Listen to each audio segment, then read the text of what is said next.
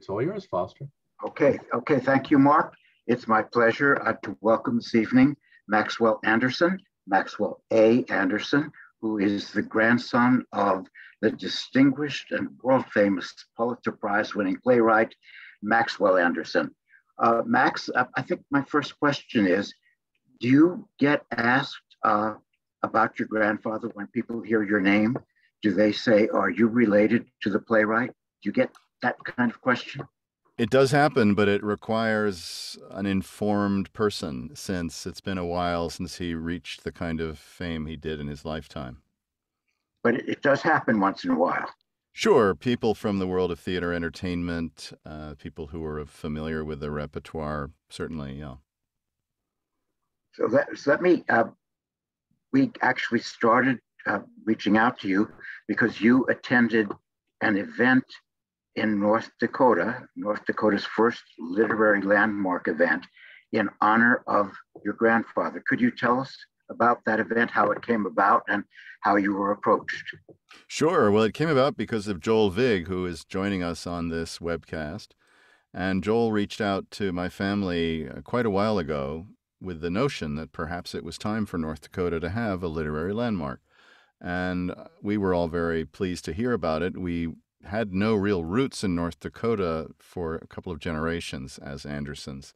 So it was very attractive as an idea, but Joel had to do the heavy lifting. He had to recruit and cajole and persuade every manner of North Dakotan, from the newly appointed president of the University of North Dakota to the powers that be in the State House, and he turned over every stone, and there are quite a few stones in North Dakota. So it was with that he arranged for an event, which took place a few weeks ago in Grand Forks, North Dakota. And like some of you, I had never been to North Dakota, even though it was part of my birthright. It's a pretty easy hop from Minneapolis. So I did that. I flew to North Dakota, and then I was feted in the most extraordinary way by everyone from the president of the university to his home. Joel looked after me in his schedule, and it was a delightful visit, getting to know the campus of the University of North Dakota and all of its many attributes, and to see the plaque that was to be installed on the side of the Arts Building as a function of this recognition. And your grandfather graduated from the University of North Dakota. He did. He was a student there, which, as he described, was a period of some self-discovery, because being an art student in North Dakota in the beginning of the 20th century was apparently not all the rage. Most people were going into farming or commerce or one form of industry or another, and he found himself a bit isolated. But then he began to find confrères and people of like mind and faculty who were welcoming and who encouraged him, and he ultimately found it to be a very salutary experience. And in fact, enshrined in the university's archives is a letter he composed a few months before his death in 1959 called A Love Letter to a University, which is a delightful tribute and almost a one-page memoir of the ways in which that experience set him on a course in his life, and the embrace of the university and the opportunities afforded him gave him, I think, a fantastic beginning for his career. His papers are at the University of North Dakota, is that correct? Well, he was fairly profligate. His papers are to be found in lots of places. The University of Texas has at Austin, at its remarkable Harry Ransom facility, the largest collection. But he did leave papers to the University of North Dakota archives, and Joel very kindly set up a visit there, which enabled me to see a variety of materials that I never knew existed, and to have the help of the archives, in fact, in digitizing some of those, which will be submitted to our family in due course. And is it true, rumor has it, that you discovered a play manuscript by your grandfather, a play that's never been produced? Well, I was trained as an archaeologist, so I'm very careful with the words I discovered. I didn't discover anything. The archivist kindly put on a series of tables. He opened up a variety of materials, from a diary to a set of manuscripts to some published works. and did so on the assumption I'd be interested in seeing a selection of what they had. And I looked in very familiar handwriting was a play written about, of all places, Iceland, and with an unpronounceable name. I cannot recall it at the moment, but I assume it derived from some Icelandic vision of life. And I immediately asked the archivist if it would be possible to scan it, send it to us, and we would go about having it transcribed. And then our agency in Hollywood and New York, United Artists, United Talent, could look at that and see if there was any life in it. Wouldn't that be something to have a play now written by Maxwell Anderson? Yeah, and it was written fully in his high times. This was not an undergraduate piece. These were simply manuscripts that he left to the university that were never produced in one case. In another, there was a kind of materials around a diary, and others which we're going to have digitized. So it would be great. I think it's a testament to what archives do for us all, isn't it? That they help preserve the history of our shared creative past, and there are discoveries to be had to this day. What's your relationship to the Maxwell Anderson estate? Are you one of the literary executors? If a producer wants to put on a Maxwell Anderson play, must he or she at some point interact with you? Yeah, so our family has had for a couple of generations a series of agencies representing his oeuvre, and we recently made the switch to United Talent out of the assumption that we were ready for a more up-to-date approach that might entail the digital landscape, which is fast approaching so much of what exists in the form of past creative acts, and particularly because the opportunities now for copyright expiring means that if we don't do some work to freshen up material and make it continue to be in some form of copyright, it all sails into the public domain, and we really don't have a voice in its future. So the 10 of us, my cousins, my brother, and I, finally figured out that since we were left standing after the last of the previous generation had passed away, that one of us had to grab the microphone. And I have a microphone, as you can see. So it fell to me, and we received a series of affidavits from each of us that gave the power of attorney to me to represent the interests of my cousins and my brother, and off we went. So I do, every few weeks, get some inquiry of one form or another about licensing and about the provision of access to material that's still under copyright. And would you have a say in whether a production can go forward, or if you see a production that is going in the wrong direction or misinterpreting or mangling your grandfather's work, do you have the power to stop that production? Well, I wouldn't go so far as to say to stop a production. I suppose we could take action if someone were acting in a way that was rogue, but we certainly have the opportunity to influence decisions. And bear in mind, a lot of high school productions take place, which we don't get involved in approving, but we simply wave as they go by. And it's more the professional productions, the adaptations to screen, to television, where there's a sense of responsibility about carrying forward his legacy responsibly. Speaking of that legacy, it's my feeling, correct me if I'm wrong, that Maxwell Anderson, who was an extraordinarily renowned playwright in the 30s, 40s, and 50s, has slipped a little beneath the radar and doesn't occupy the highest rank of American playwrights, where we would put, of course, Tennessee Williams and Arthur Miller and Edward Albee. But in his day, he was every bit as renowned, if not more so, than those three lions. But am I right that the reputation, the legacy has dimmed a bit in the last 20, 30 years?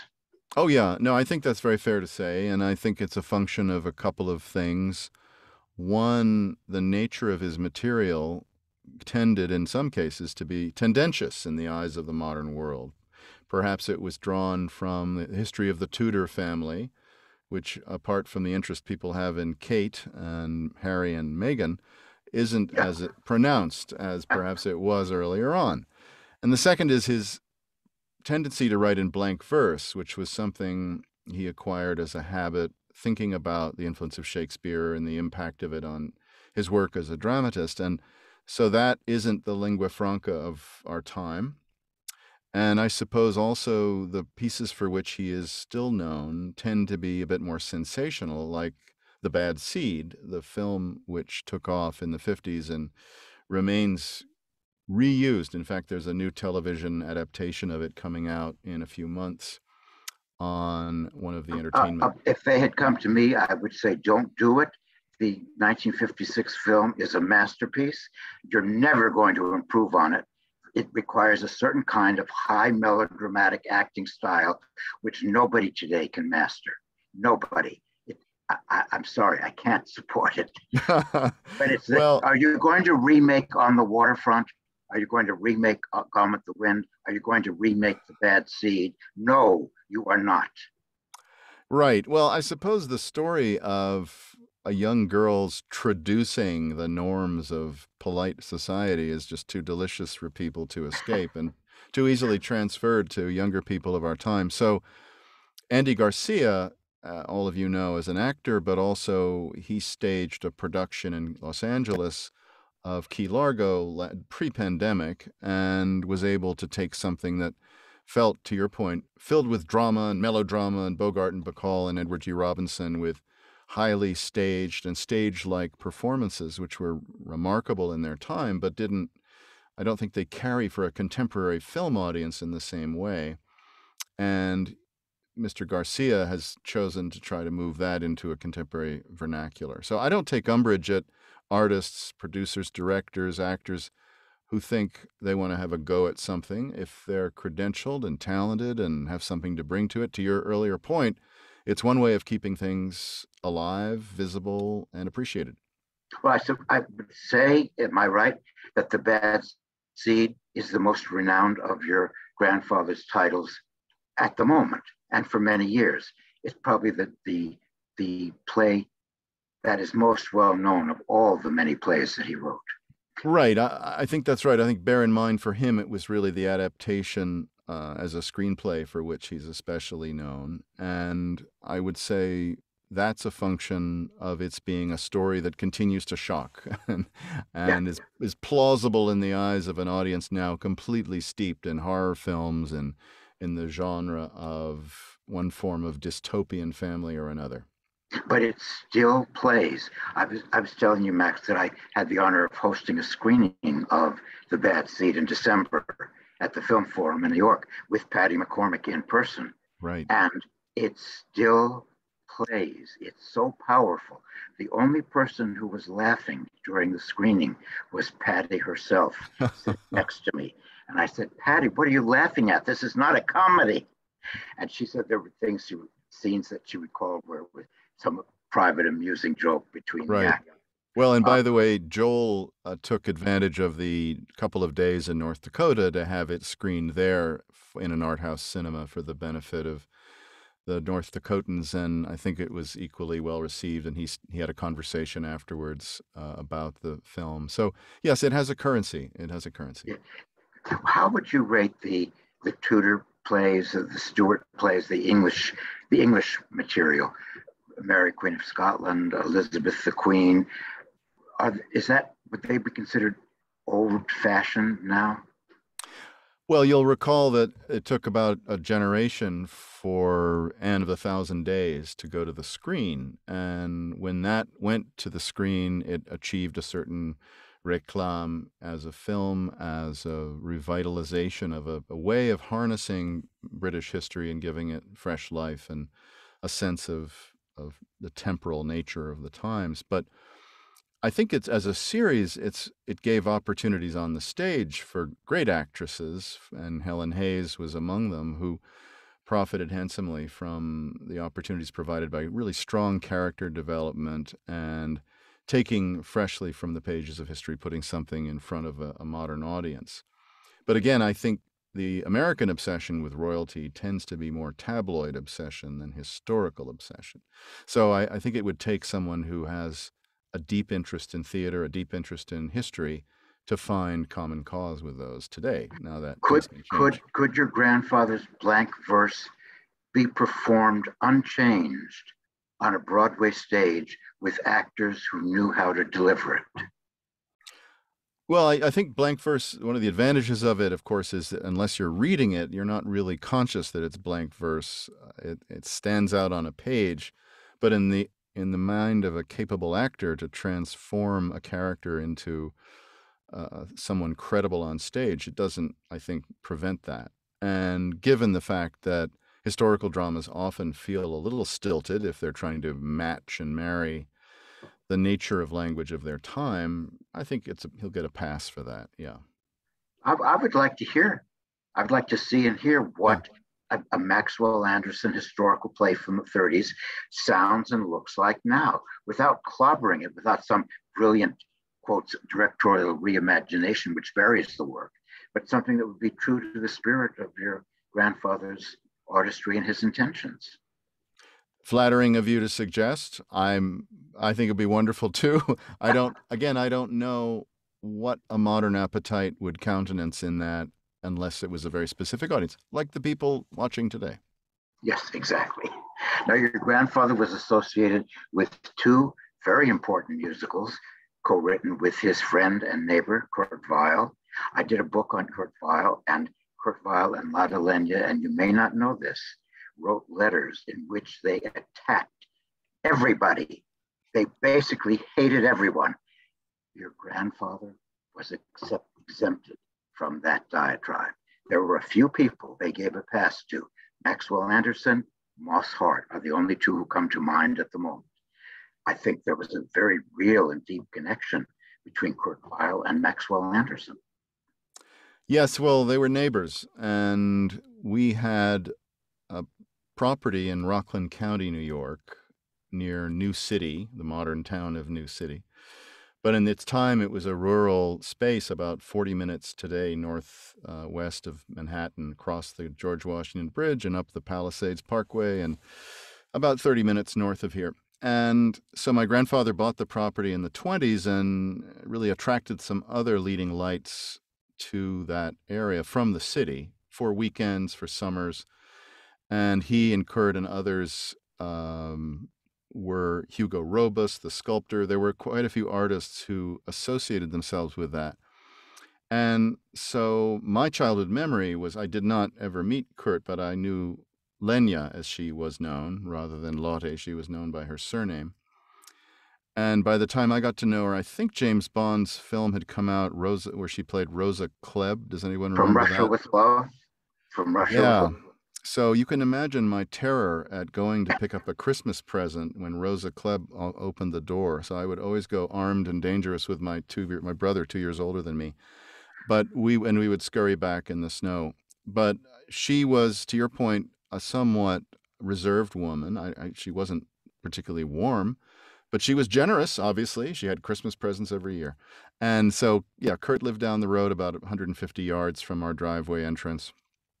With Lenya, and that area was a delightful retreat from New York, and he eventually divided it in thirds among his three sons, my dad, Quentin, my uncles, Alan and Terry, who went on in various ways to have some role in all this. My uncle Alan was, in the Second World War, a producer of a show called This Is the Army.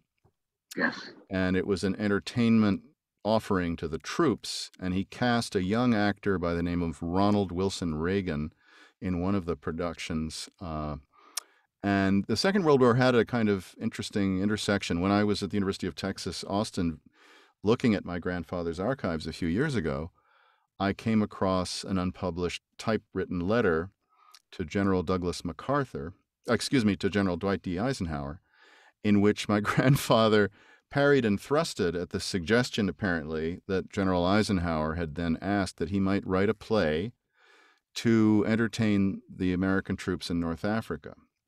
And my grandfather, in an act of supreme delegation, suggested another playwright who might be equal to the challenge, which I thought was a little rude to say to the pretty much the leader of the free world, assembling our troops against the Axis powers. But anyway, the Anderson family had on South Mountain Road, to and fro, connections in and out with Mr. Weill and others from that era and from that location. the two musicals, which are landmark musicals, uh, are done, I think, from time to time. But given our current climate, are you getting requests for Lost in the Stars? I think that's ripe for a major Broadway revival. Lost in the Stars is a remarkable musical, in part because it tackled a subject that was taboo in the 1940s, which was apartheid in South Africa. And at a time when the United States was hardly rushing to the ramparts to combat racism and discrimination, it was a project which, in a letter my grandfather wrote, was to shine a light on the plight of the American Negro, as he wrote in the 1940s, in seeking permission to adapt it to the stage. And it was a very affecting musical, in part because it tells the story of how families in South Africa lived under this horrifying oppression. And it was born, it seems, of an earlier play that he attempted with Kurt in the late 1930s called Ulysses Africanus, which was devolved from an earlier project called Aeneas Africanus. And he was attempting to do something about slavery in the Civil War era, but it didn't come off, and I'm probably grateful for that. I think it would be seen as having been written with a tin ear today. It wasn't very sophisticated about the plight of African Americans in the 1930s. But it itself would then lead him and Kurt to return to the topic of discrimination and oppression and birth the remarkable musical with all of its great songs, Lost in the Stars. But based on Alan Patton's novel, Cry the Beloved Country. So they had a very strong source to work from. Absolutely. And the through line was absolutely to that novel. It's simply the updating of it and reviewing of it in respect to how it might attach to the United States was part of the nuance that he contributed with Kurt. Do you think it would withstand a major revival on Broadway in the next season or two? Is there a possibility? It's had an off-Broadway lyric performance in the last 7 or 8 years. It's had some appetite.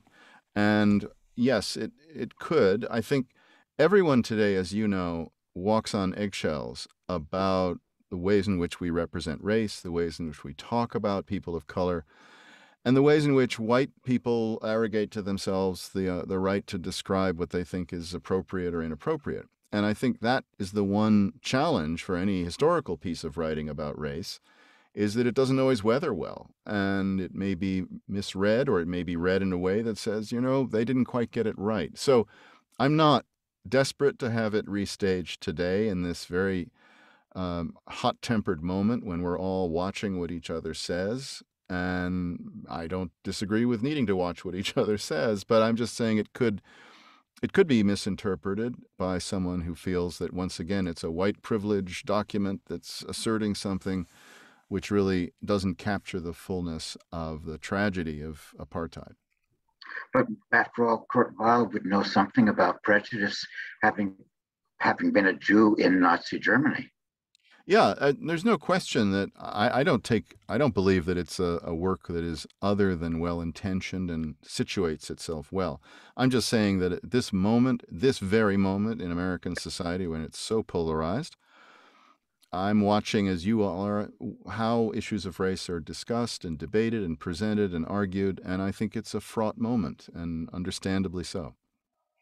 I want to switch to a different topic. I would suspect many of Maxwell Anderson's fans, and many people listening and watching tonight, do not know that he wrote an extraordinary screenplay in the same year as The Bad Seed for a Hitchcock film, underrated but finding its way into the canon, called The Wrong Man, right, based on an original story, I believe, by your grandfather. Right. That is an extraordinary film, and it was so shocking at the time because it was Hitchcock with no humor whatsoever.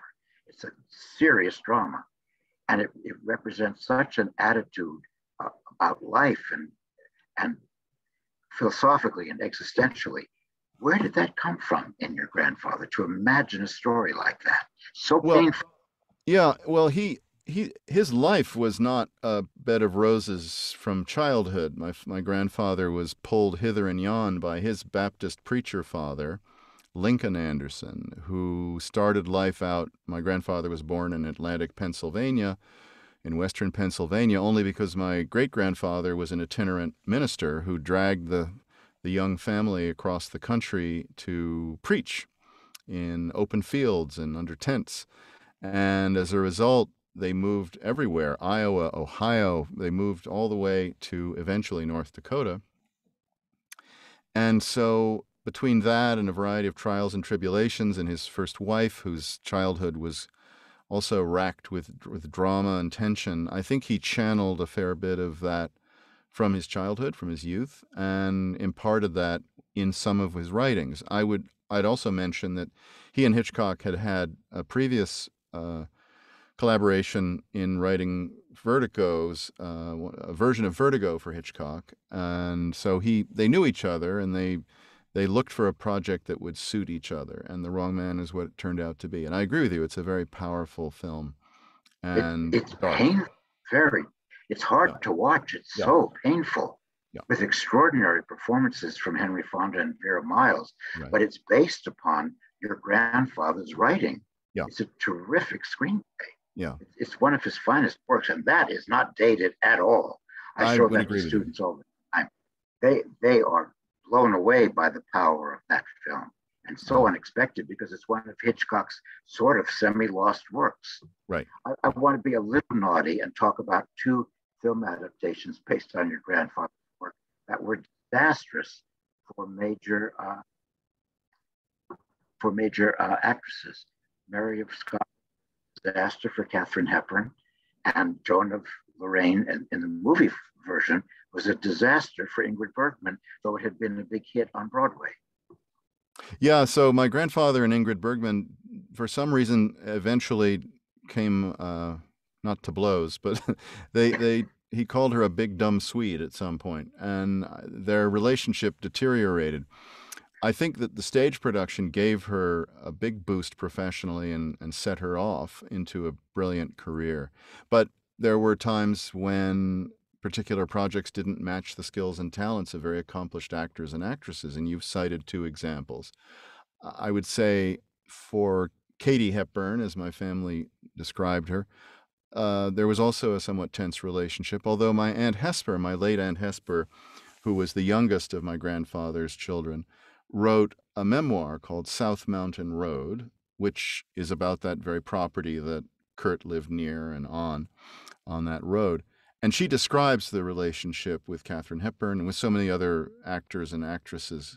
So if anyone is curious about details and texture and tone of that time, I really commend to you South Mountain Road. It's a painful read, because my aunt went through herself a pretty rough time, and she discovered later in life that her parents were never married, and all sorts of revelations that would be shocking and scandalous in the 1940s and 50s and today just seem anodyne. But anyway, those are anecdotes richly told there, better than I possibly could.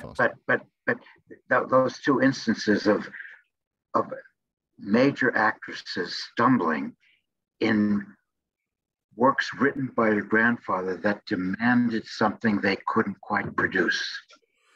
Yeah, well, his tone could be, I don't want to say stentorian, but there were elements of his character development that really required someone with a personality to match, kind of, if not domineering, then someone who truly commanded. We don't think of Katharine Hepburn as that person. I mean, we don't think of her as a grande dame.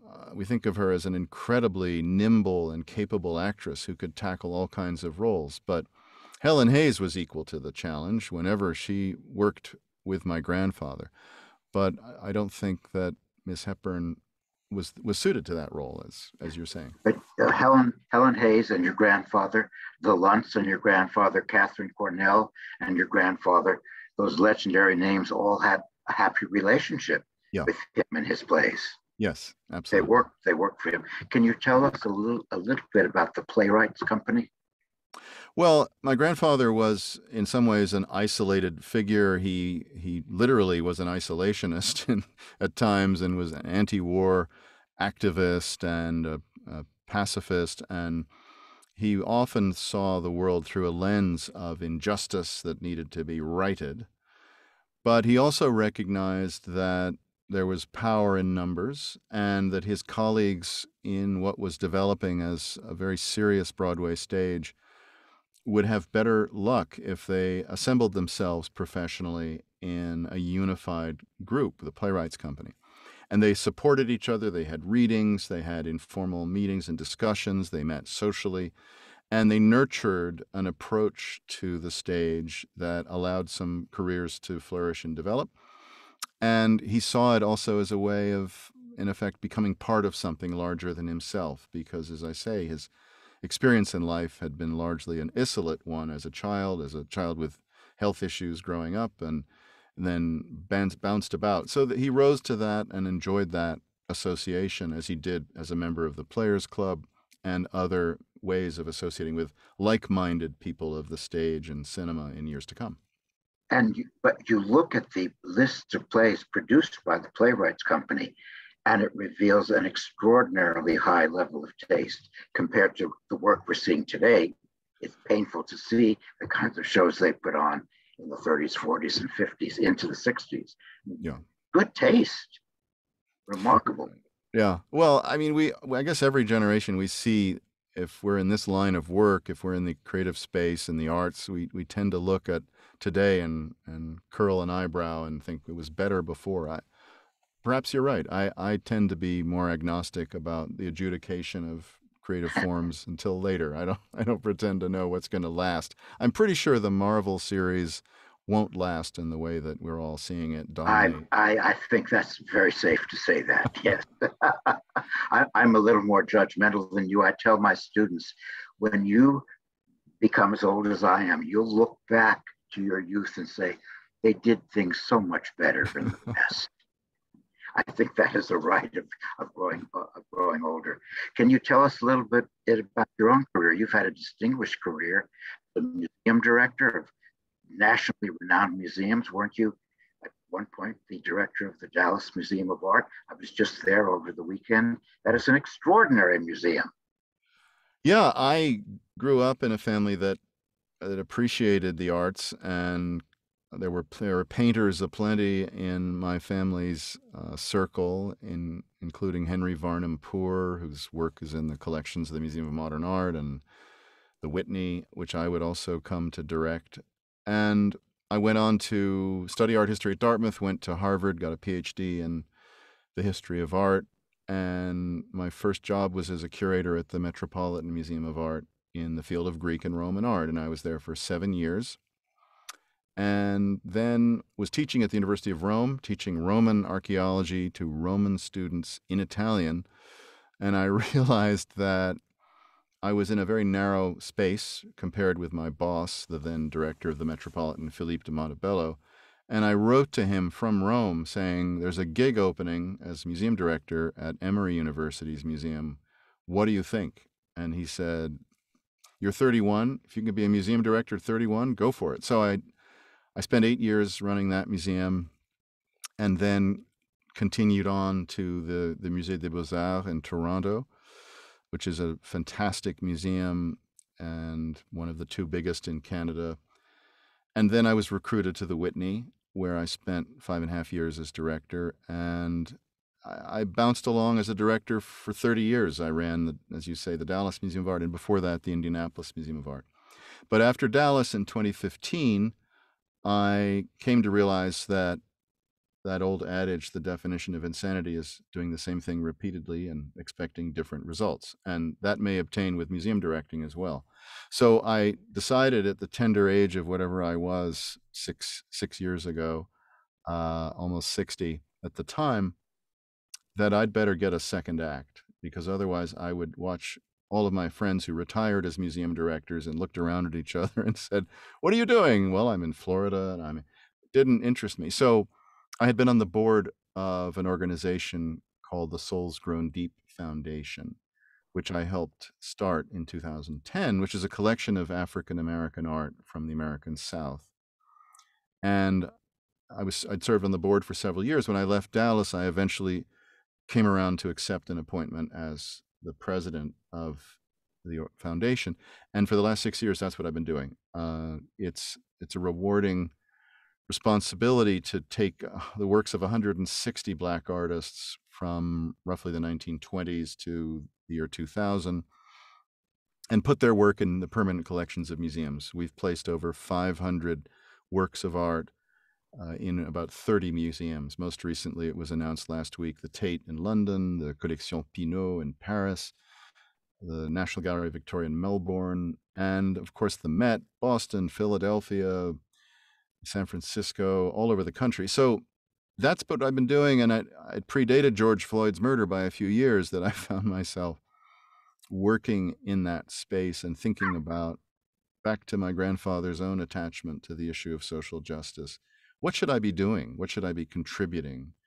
Because putting on another art exhibition, having another opening, raising money for a new wing, it got a little familiar, I have to confess, Foster. So I wanted to do something that was going to be lasting and engaging and rewarding. Man, that sounds like a wonderful organization, Souls Grown Deep. Yeah, it's from a Langston Hughes poem. And the poem was about The Negro Speaks of Rivers, it's called, from the late 20s. And in effect, it allows for artists who never made it out of the South. They didn't make it as part of the Great Migration to the Midwest or Northeast or West. So their art stayed in the South. And what I would liken it to is as if jazz hadn't been discovered. That is the theme and variation of visual arts, of found materials, of the kind that later famous white artists like Robert Rauschenberg and Jasper Johns would achieve renown. Well, they were Southerners, and they knew this tradition, and they drew upon it. I won't say they plagiarized.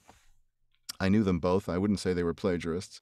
But they worked in adumbration of a tradition of found materials, and that's to a large extent what this body of work is about. So it's a phenomenal opportunity for me. Where are you based? I'm in New York City. My kids are on the West Coast, so I go out there from time to time. And Souls Grown Deep doesn't really require me to be anywhere. The museums we work with are around the world and around the country. Our collection is in Atlanta. My staff, my curator works in Paris. My head of collections is in North Carolina. So we were a virtual organization 10 years ago or 11 years ago. So it's quite a lucky blessing not to have abandoned an office during COVID, but instead to just work as we have worked for many years. You've been doing this now for 6 years? Yes. But it gives me a lot of free time. I mean, when you're a museum director, you start with a breakfast meeting with a finance committee chair, and you end exhausted in black tie after the last speech at 11 p.m., heading home and planning to redo it all the next day. But when you run a foundation, it ain't that way. You actually have free time to add on. So I've actually been consulting on the side with my board's blessing, and I'm working with the Prime Minister of Barbados and her office now on an amazing project. In Barbados, which was the hub of the British slave trade, there are over 90 million pages of records attesting to the trade in enslaved people. And I'm embarking on a project to digitize every page and create a massive metadata extraction project and transcription project to bring this material to life and to connect it with a database that's concurrently being built in Great Britain to reveal the roughly 9,000 families that ran the slave trade in Britain. So you can imagine the concordance of information of those who lived through and suffered starting in the 16th century through 1805 to those still alive in Britain who descended from and achieved fortune from this. So there's a long-winded way of saying I'm excited about another project offshore that promises to bring new light to an old story. But is it fair to say that your social consciousness, which is obviously very strong, does come from the family and from your grandfather, and as you describe him, your great grandfather as well? Well, it's hard to pin it down. I mean, my mother was a strong influence on me as well, a Brooklyn girl, a Jewish girl from Brooklyn who saw the world through an ethical screen. And I attended a private school in Manhattan with my brother. And at a certain point, she wrote a letter in the 60s asking why there was only one family of color in the school. And it registered strongly with me. We ended up leaving that school, going to another. It registered with me in a way that stuck, both from the point of view of how I looked at the world, how I saw other people. And so I wouldn't arrogate to myself any particular distinction in this, other than to say I find it more rewarding to do something that's helping others than to do what museum directors often did pre-pandemic, which was to escort hedge fund managers to art fairs. Not to belittle the profession, but Yes. It's not as rewarding. Let's put it that way. But in fact, there is you said it yourself, there is a tendentious or teaching quality in your grandfather's work. And your father, whom I knew personally, as you know, he was a teacher of mine at Columbia University. Quentin Anderson was a legendary figure in the English department at Columbia, specialist in American literature. And I did go to your family house on Claremont a number of times. I liked your father enormously, but he was a bit austere. Well, he was described in a Columbia course guide once in the early days, that when they were printed and they weren't filled with, students' observations on social media, as the most pompous, friendly man on the Columbia campus. And it always left us in a state of puzzlement. Was there a comma after pompous, or was he being defined as more friendly or more pompous? It wasn't, but anyway, you get the picture. He did have a basso profundo, and it was very off-putting to someone. In 1968, when the student riots were happening, and my dad was kind of a lefty. I wouldn't describe him as extremely far left, but he was a liberal person. And during the Columbia riots, which were traumatic for so many, there he was, appointed by the then president of Columbia to be the head of the steering committee of disciplining the students who engaged in protest. And it was a terrible role for him because he had sympathies with their views about the Vietnam War. But I think his deep voice was a big part of why the president called upon him, because it connoted authority. Though he wasn't in the theater and that wasn't his specialty, there was something theatrical in his classroom deportment, that great voice. And of course, everybody said, well, we have Maxwell Anderson's son on the faculty. It was announced as a calling card for taking one of Quentin's courses. And he was terrific. He was a great professor. And he was there for half a century almost. I got an email just this week from a Nigerian professor in Indiana. He grew up in Lagos, and he was a freshman at Columbia College when my dad was teaching. And one day my dad said to my mother, "Dear, we're having a young man over for dinner." And Chekwa Jimmy came over for dinner, and we invited him to our country place that weekend. And he describes my dad as his dad. I mean, the relationships he built with some students, particularly those that came from far away, could be very powerful and resonant. And it was very touching to hear from Czech this past week. One felt through the austerity and the theatrical demeanor, one felt a personal connection with him. There was something very personal about his classroom deportment. He was a great teacher, and he loved literature. It's nice to hear, Foster. Yes, he was terrific.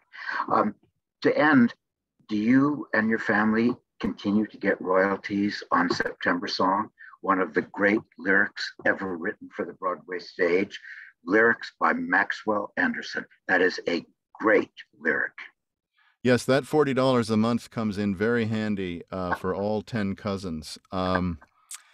Look, the royalties that accrue as a function of his productions, his music, including It Never Was You, which Judy Garland did such a beautiful rendition of, and many other songs and productions.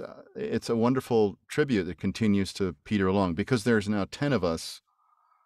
You know, the financial rewards are less significant to us than just the happiness in seeing fresh productions, fresh adaptations, continued interest, and that's what's meaningful to us. Well, September Song is timeless. Yes, recorded by at least 50 artists, from Willie Nelson to Frank Sinatra and back and forth, and a beautiful tribute also to the ways in which life is this sort of river that runs along, and we take notice of our aging in halting ways, and suddenly it catches up with us. But it's a beautiful elegy and one of the most beautiful tunes Kurt ever wrote. Extraordinary. The words are your grandfather's. I wonder if that isn't near his finest moment as a writer, that lyric. Yeah, it clearly caught something in him, and I think he saw and reflected on life in ways that in a modern parlance might be seen as a bit dour at times, or sad, or in reflection. But this song is both very sweet and it attaches itself well to people of every age. It's a beautiful melody and a beautiful set of lyrics. Magnificent, which is, I think, a good place for me to stop. Joel, do you have a question? And then Magda, are there questions or comments from the house? Joel, you were responsible for getting Maxwell Anderson to North Dakota. Can you share with us some memories of that recent literary tribute? Well, I have to thank Maxwell Anderson because I think he was a huge part of having this happen, because it was the perfect first literary landmark for the state. I wasn't even aware of the love letter to the university when I came up with this idea. I knew that he was a Pulitzer Prize winner, but having Maxwell be open to coming and being part of this, and there was a great deal of excitement on the campus in the Fine Arts Division, in the art department at the North Dakota Art Museum, which was a building that had been saved. When I was on campus, it was a rundown women's gymnasium that everybody was always grumbling about. We've got to bulldoze that thing and put up a nice looking building instead. And so Maxwell Anderson, by being part of this, really helped to bring it over the finish line. And everyone concerned with the event could not have been more pleased. I think even Maxwell Anderson, the playwright, must have played a part, because we were worried that we were going to have a blizzard or it could be freezing, and the day of the unveiling was actually close to 60 degrees and sunny. And no sooner did Maxwell have to fly back than we went back to North Dakota winter, 16 degrees and 45-mile-an-hour winds. But I would like to just check with one of the things that we saw while we were there was a catalog of set and costume designs for Maxwell Anderson plays. And both Foster and I know a collector who has put together an incredible collection of set and costume designs from American musicals. And I would love it if Maxwell Anderson might be able to see that collection. And maybe one of the things that Douglas Colby would love to get a lead on would be to get a design from a Maxwell Anderson musical. Wonderful idea, Joel. Do you have any designs? Max, I would just remind Joel of one thing, which was that when that snowstorm arrived, the first play my grandfather wrote was 1923, called White Desert. And it was very much about a snowstorm in North Dakota. Of which there are plenty. Yes. Joel, how was The Bad Seed received when you screened it? It was fascinating because before screening, my co-host, who is a well-known, he's sort of the James Lipton of Grand Forks, asked for a show of hands of people who had seen the bad seed, and only about 12 people out of maybe 120 were raising their hands, and it's a film that really did have a big impact on the audience. It still has great power, and I think it continues to interest people, because that kind of story, whether it's the Tanya Harding Olympics kind of story, or there's things that continually come up of children who are basically evil, and what they do. So we had a really terrific audience, and it was great to be in. I was afraid the Empire Theater was going to be sort of a sad, rundown place. It had been flooded out during the Great Flood, but it was amazing to go into this space and see this incredibly well cared for, beautifully painted theater that now is doing films and live performances and workshops and education. It was a great feeling that this building was preserved and is really part of the cultural life of the town. I hope people laughed with the bad seed and not at it, because the play is very shrewd. It knows it's very tense. It gives the audience a chance to relax by providing moments for laughter, but you do not laugh at the bad seed. If you do so, you do it at your own peril. Max, I'd like to ask a question. How old was your grandfather when how old were you when your grandfather passed, and what is your memory of him in a personal way? Well, Magda, I was only a 3-year-old, so I have a vague recollection of a funeral, because it was a powerful moment in my family's history. But no, other than that, it's my brother who's 2 years older who has a slight recollection. But the stories my 2 uncles and my father shared over countless dinners in South Mountain Road were how I got to know my grandfather. Was as a person, as a grandfather, as a father. That's how I got to know him. Interesting. All right. Any other questions out there? I guess nobody has questions. Well, I think, Foster, you covered everything. We did. We covered the waterfront. Yes. Right. It was fascinating. Absolutely fascinating. Thank you so much for being with us. It's just really enjoyable. Oh, it was a privilege to be with you and to have Foster's leadership of the conversation. I really appreciated that, and everyone sticking with it. And thank you very much for including me in this distinguished series. Thank you, Max. It was a pleasure to talk to you and to get re-familiar with your grandfather's great legacy, a great legacy. The family should be very proud. Yes. And thank you, Foster, as always. Thank you. Okay. Thank you, everybody, for joining. Till next time. Thank you all.